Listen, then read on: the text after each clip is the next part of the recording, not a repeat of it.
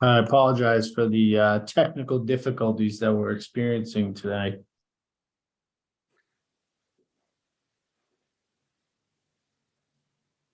Okay, we're live streaming.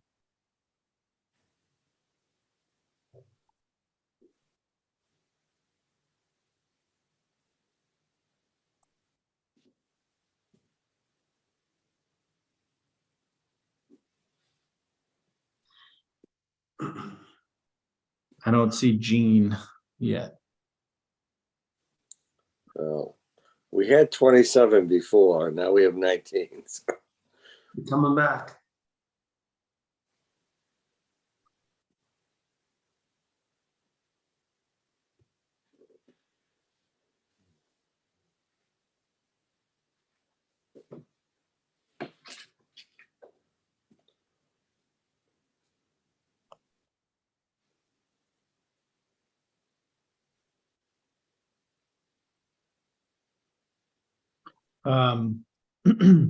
I'll keep going, and hopefully Gene jumps back on when it comes time to take the vote. So as I was saying, we're utilizing our retained earnings appropriately. One of the I think important points of this budget that's been a priority of the towns year after year is that we contribute those funds towards our debt service. And our total general debt due in fiscal year 24 is $434,875.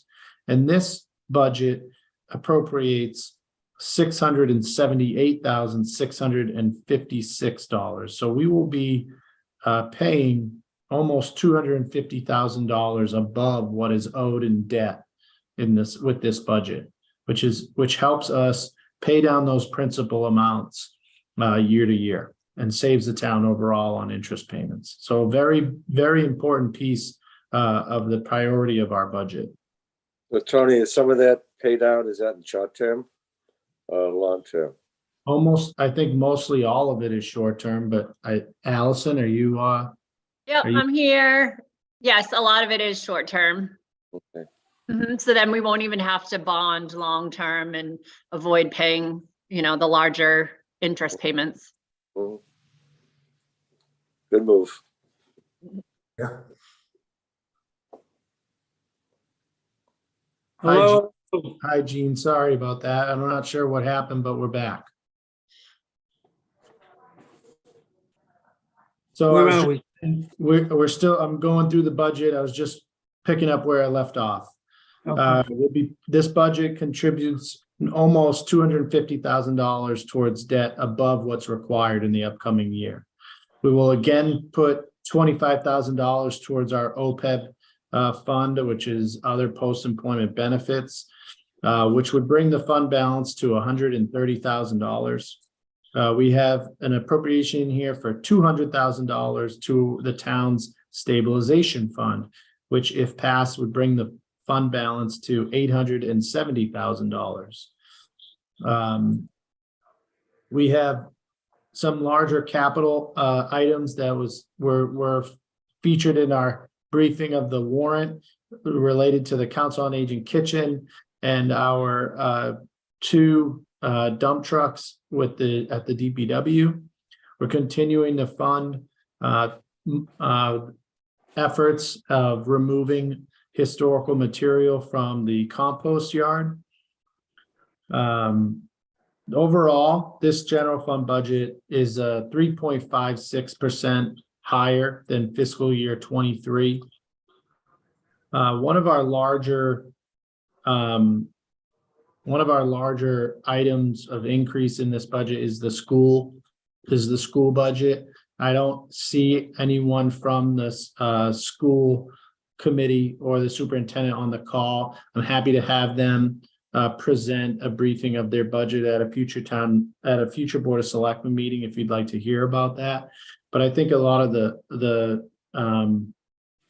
the increase in the school budget is related to transportation costs, which equal almost 20% increase on their transportation costs compared to last year. So Most of the increases outside of net school spending?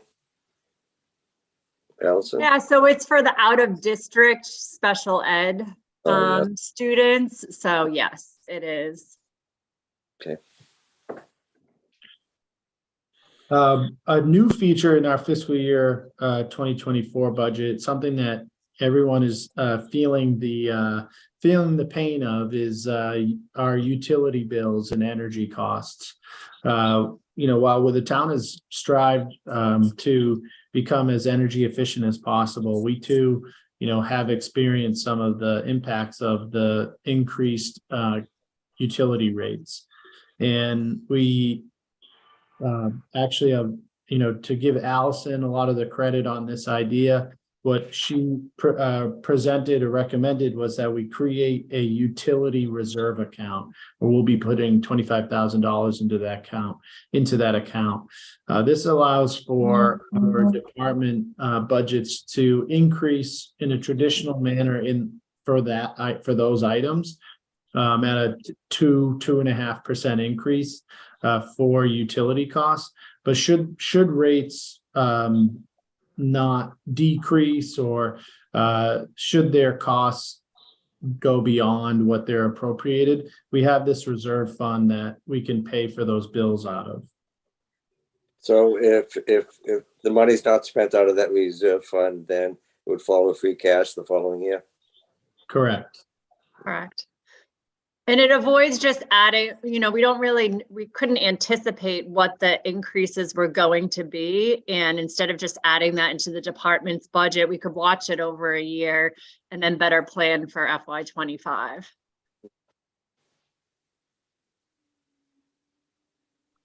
I will say that, our estimates right now are conservative as far as revenues for the upcoming year.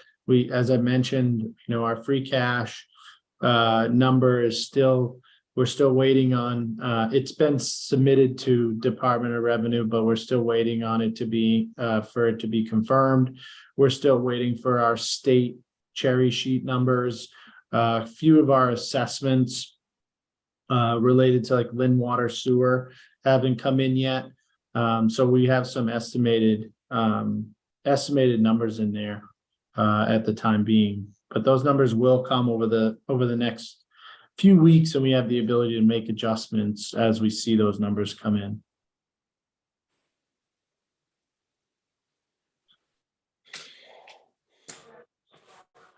Further discussion, Tony? Happy to answer any questions if you have them to the board.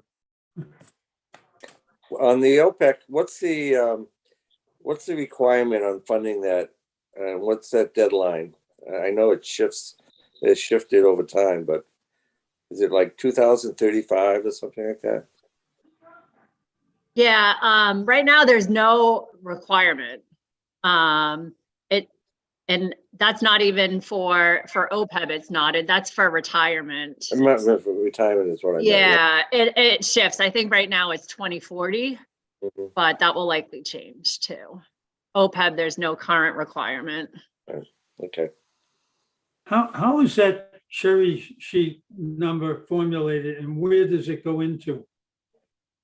It's formulated by the state legislature through their budgeting process. So it actually gets confirmed much later after town meeting is finalized, but the numbers are pretty solid, especially because the legislature understands that town meetings are occurring in April, May, and for the most part. So the numbers that we get leading up to town meeting are pretty solid, but it actually is determined by the legislature. And then it's some of the cherry sheet numbers are pass-through dollars for things like MBTA. Some of it just goes into our general fund revenue. Okay, thanks. Thank you.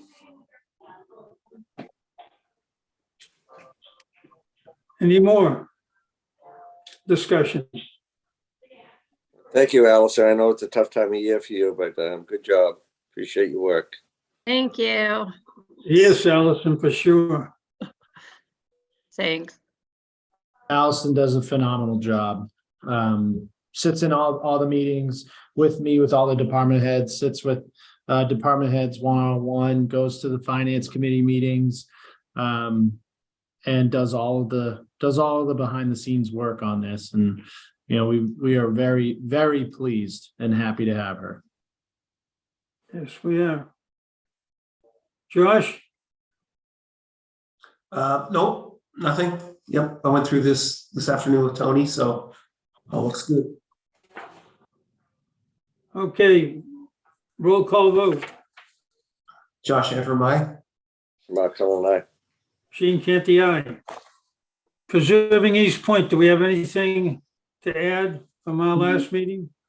There's a little bit of new news. So on the Article 97 case, as previously mentioned, there's sort of two aspects. That's a formal dedication, which the judge ruled against Nahant in maybe early November, and the secondary portion of that was the promissory estoppel portion. And a couple of weeks ago, the judge ruled against Nahant also in that aspect of it. So the first aspect is under appeal in the promissory estoppel. Our lawyer has submitted a motion to reconsider. So that's what's happening on the Article 97 case, and the eminent domain case is still in the discovery phase for the bad faith taking claim. I'm not sure that's the proper term, but that Northeastern has made. The depositions have, I think, all been scheduled now and are starting this week and extend through early April, I think. There's maybe 10-ish people that are being deposed. One current Board of Selectmen member, that's Mark. One past Board of Selectmen member, that's Enzo Baril. Tony Barletta, and a few others. But that's starting this week. Thank you. Any further questions? I'll just add that this phase will probably extend into about June or so. It will what? It'll probably take until June for a decision to be made on this Okay. case. Great, thank you. Is it on schedule, Josh? Well, the schedule seems to be stretching out.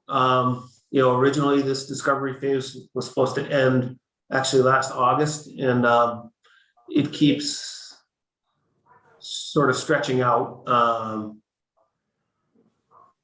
Yeah, I mean, it's really Northeastern setting the schedule on when these depositions are being held. And I don't know what their motivations are in terms of for stretching things out. They're doing the stretching. Yeah. Okay. Mark, anything? No, Tony? No, are we moving on to town administrator report? We are. I guess I'll just add one thing, just as a reminder that no taxpayer money has been spent on either one of these cases. It's all donated funds. 100%. Yeah. Good, thank you. Tony? Okay, thank you, Mr. Chairman. Really the focus over the last couple weeks here has been getting this budget and warrant put together and going through contract negotiations with our police, fire, DPW, and clerical unions. A lot of time spent on putting those things together, getting those meetings on the schedule and negotiating the contracts and working through the budget. So a lot of our focus has been on that.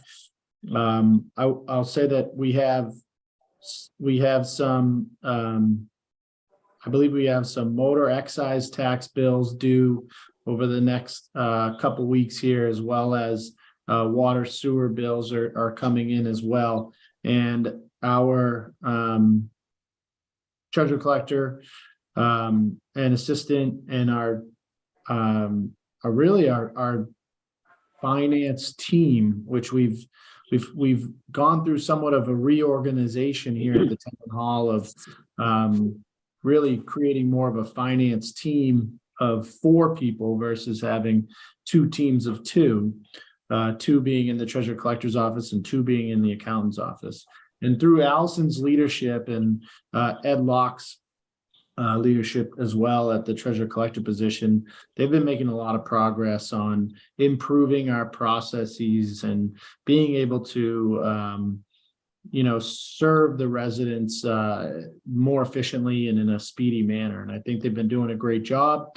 I think the every new cycle of bills that come in are another test, so to speak, of the new systems that they're putting in place. And I know that they're continuing to work on finding ways to improve the services. So wanted to mention that. And we're working on, in the past, I think we've had some challenges on being able to post payments in an efficient way, in an efficient time frame, and they're doing an excellent job trying to improve those processes. And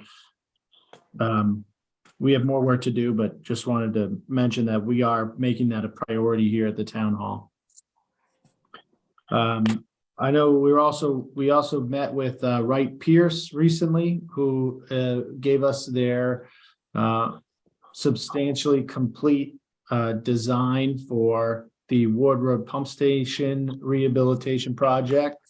So the next step is to get some input from DEP, and they'll go to final design, and hopefully we will be bidding that project, permitting, and then bidding the project over the summer so that we can break ground on that work later this year. But making some significant progress in that area as well. There's National Grid is continuing some much needed utility upgrades. They're working on Tri-Mountain Road. Apologize for the detoured traffic in that area. It is they've run into a lot of ledge under that street, so it's been quite the process of completing that work. They also have completed the Fox Hill Road upgrade, and they're actually adding new lines to Ward Road so that Ward Road residents can connect directly to the gas main instead of going through their neighbor's property in order to access gas. And with that, we were able to negotiate with National Grid to get them to run a line down the dead end of Ward Road to the pump station, which is going to allow us to, in this rehab project, include a natural gas generator. So it's a big improvement for us in that area too. That's good. So that the generator before was diesel powered, yeah? It was, yes, it was oil powered, I think, or No, it was diesel. diesel Yeah. powered. It was an underground storage tank for that diesel fuel. And so we're actually going to be removing that tank and upgrading to a natural gas generator. That's nice to not to have to worry about your or whether your tank is leaking, or so that's kind of nice.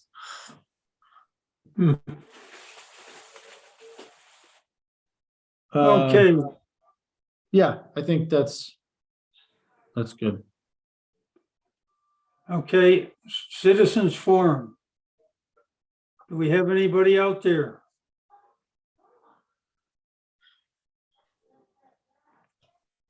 Tony, you see anybody? Yep, I got Heather Goodwin. Heather, if you could just unmute yourself, state your name and address. Yes, hi, it's Heather Goodwin. I'm at 22 Breezy Hill Terrace. I have a question about the short-term rental article. Is there any community impact fee added to that? which the state allows. I believe it's 3.5%, and those fees can be used for like affordable housing and infrastructure projects. I saw your email about this, Heather. I don't believe, Dan, if you can jump in on this, I believe that when we adopted the local hotels tax, which is the short-term rental tax essentially, we did not include the community impact fee. Is that correct? That's correct. It's an excise tax that the state allows. The impact fee is different. The impact fee is got to be related to whatever extra services are sort of needed due to the presence of short-term rentals. And I don't believe the committee was really ready to make that determination yet. So they tabled that for now with the expectation that that would be revisited at some point in the future, but it does not exist at the moment. I think it should be visited now. I mean, we're in the middle of a housing plan. We do have infrastructure projects. I mean, is that something that can be on the table? I mean, it was a very, I wouldn't say this was a slam dunk that people really wanted short-term, wanted Airbnbs. I think it divided the town, and something about like a fee that could actually help, with a bigger picture for Nahant's future could be, a good thing for us as a community. Well, Heather, I think that's something that the Board of Selectmen can vote on as a licensing issuing authority, and the authorization given to us by this by this article to make regulations. Is that correct, Dan? That might be true. I don't want to say definitively yes. That could be true. I thought it would require a town meeting vote. Yeah, I don't know at the moment, but I can get that answer. But it's not too late. I guess the short answer, Heather, is it is something that could be considered at the upcoming town meeting. Quite frankly, your email today really brought it to the forefront. So it's something that we'll definitely take a look at and see if it's something we want to include in the upcoming town meeting. It's typical for the selectmen to add items to the warrant as we get closer, as we go through this process. So just because it wasn't included tonight doesn't mean it's not possible. Yeah, and we're meeting tomorrow. The housing plan committee is meeting tomorrow, so I'll bring up there as well. Okay. All right. Thank you very much. Thank you.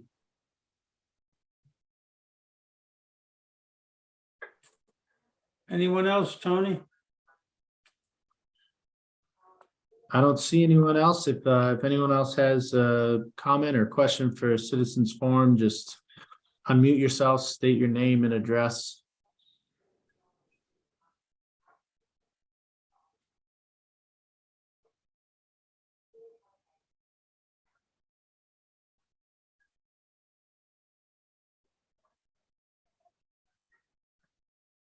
We good?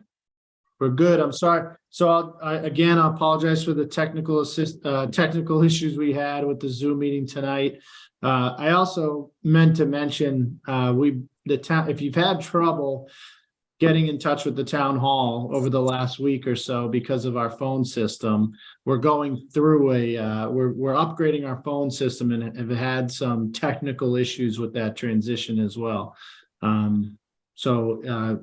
Please, continue to try to reach us or stop by or email. We are here, but we have had some phone issues over the last couple of weeks. So apologize for that as well. Jeff, anything? Josh, Jeff? Neither one of us has anything. I move to adjourn. Seconded. All in favor? Josh Hanford, aye. Come on, aye.